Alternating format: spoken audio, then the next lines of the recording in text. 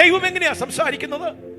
ദൈവം എങ്ങനെയാണ് സംസാരിക്കുന്നത്? ദൈവം എന്തിനാണ് നമ്മളോട് സംസാരിക്കുന്നത്? എബ്രായർക്ക് എഴുതിയ ലേഖനം 1-ാം അധ്യായം ആദ്യത്തെ 2 വാക്യം. ദൈവം പണ്ട് ഭാഗമായി വിവിധമായിട്ടും പ്രവാചകന്മാർ മുഖാന്തരം, സ്വതന്ത്രം പണ്ട് പഴയ നിയമത്തിൽ ദൈവം പ്രവാചകന്മാർ മുഖാന്തരം പിതാക്കന്മാരോട് അരുളി ചെയ്തിട്ട്, പിതാക്കന്മാരോട് അരുളി ചെയ്തു അല്ലെങ്കിൽ സംസാരിച്ചു. ഈ അന്ത്യകാലത്ത് പുത്രൻ മുഖാന്തരം നമ്മോട് അരുളി ചെയ്തിരിക്കുന്നു. സ്തോത്രം. പണ്ട് പഴയ നിയമത്തിൽ പ്രവാചകന്മാരെ ദൈവം അയച്ചു.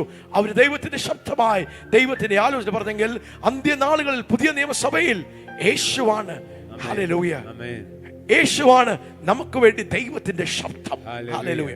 ദൈവ ശബ്ദം യേശുവാണ്. ആമേൻ. വചനം ജഡമായി തീർന്നു, നമ്മുടെ മധ്യത്തിൽ പാർത്തു. ഹല്ലേലൂയ. ആദിയിൽ വചനം ഉണ്ടായി, വചനം ദൈവത്തോടായിരുന്നു, വചനം ദൈവമായിരുന്നു. അന്ത്യനാളുകളിൽ ദൈവം എങ്ങനെയാ സംസാരിക്കുന്നത്? യേശു. ഹല്ലേലൂയ. അപ്പോൾ നമ്മുടെ ദൈവം ആരാണ്? നമ്മുടെ ദൈവം സംസാരിക്കുന്ന ദൈവമാണ്. നമ്മുടെ ദൈവം ആശയവിനിമയം ചെയ്യുന്ന ദൈവമാണ്. നമ്മുടെ ദൈവം ഇടപെടുന്ന ദൈവമാണ്.